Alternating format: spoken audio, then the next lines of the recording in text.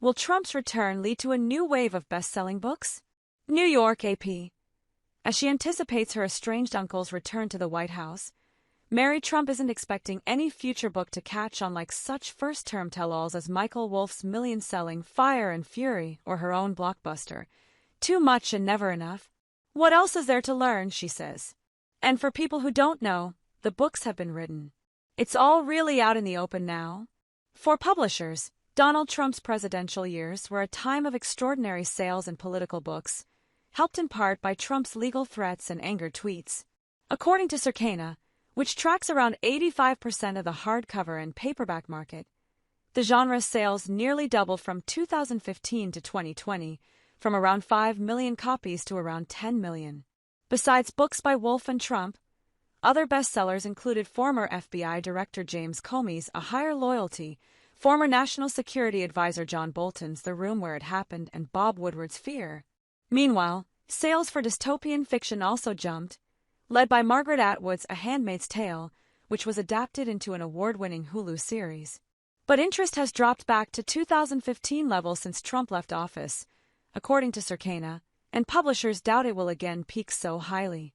Readers not only showed little interest in books by or about President Joe Biden and his family, they even seemed less excited about Trump-related releases.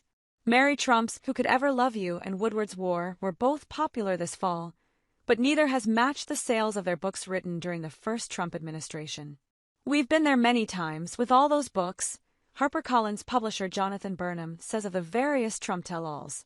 He added that he still sees a market for at least some Trump books, perhaps analyzing the recent election, because there's a general, serious, smart audience, not politically aligned in a hard way, one that would welcome an intelligent voice.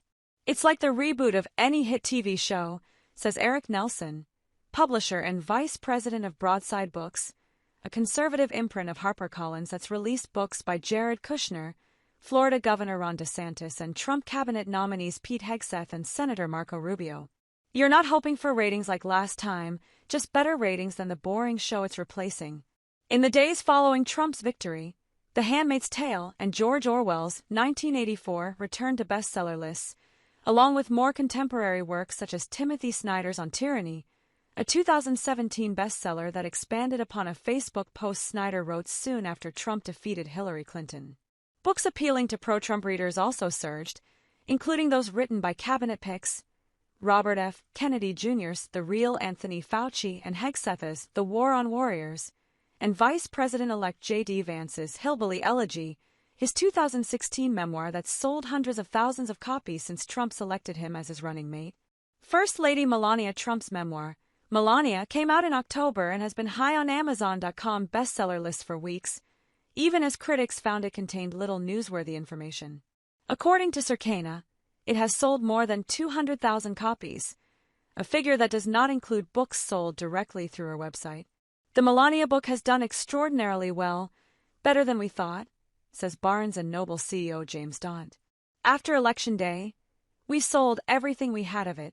Conservative books have sold steadily over the years, and several publishers, most recently Hatchet Book Group, have imprints dedicated to those readers.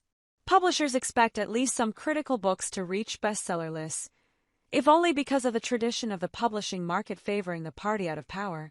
But the nature of what those books would look like is uncertain.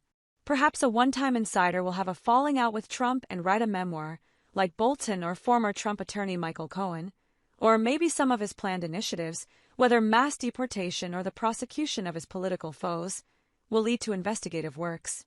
A new Fire and Fury is doubtful, with the originally only possible because Wolff enjoyed extraordinary access, spending months around Trump and his White House staff.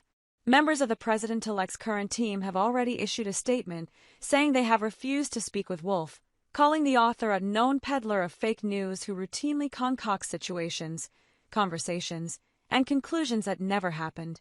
A publicist for Wolff said he was declining comment. Woodward, who interviewed Trump at length for the 2020 bestseller Rage, told the Associated Press that he had written so much about Trump and other presidents that he wasn't sure what he'd take on next. He doesn't rule out another Trump book, but that will.